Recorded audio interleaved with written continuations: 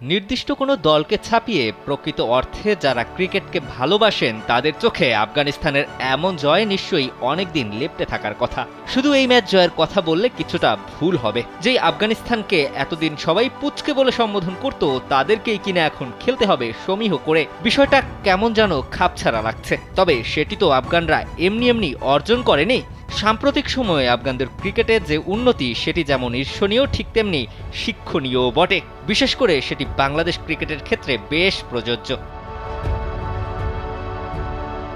ইচ্ছে থাকলে নাকি উপায় হয়, তার একটা বড় দৃষ্টান্ত বোধ হয় এই মুহূর্তে আফগানিস্তান। যাদের নেই কারি কারি টাকা, নেই পর্যাপ্ত সুযোগ সুবিধা, আছে শুধু ওই ইচ্ছে শক্তিটুকুই। 1 মিনিটে নগদ ইসলামিক অ্যাকাউন্ট খুলতে ডায়াল করুন *167#।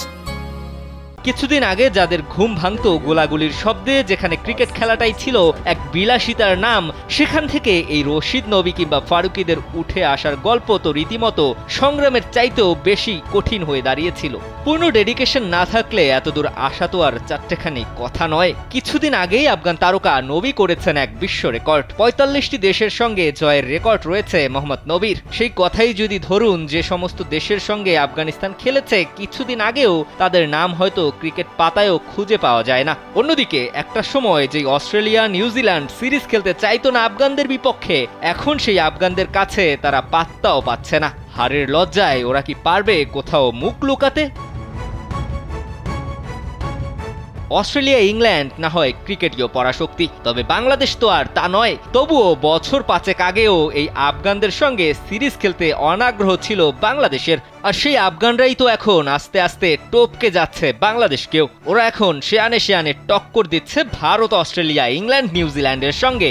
2024 টি-20 বিশ্বকাপে আফগানিস্তানের সেমিফাইনালে যাওয়াকে যদি কেউ অঘটন বলে থাকে, তবে সে নিরেট বোকার স্বর্গে বাস করছে। এই আফগানরা যদি এবারের বিশ্বকাপে ফাইনালেও খেলে থাকে, তবে থাকবে না অবাক হওয়ার কোনো মানে।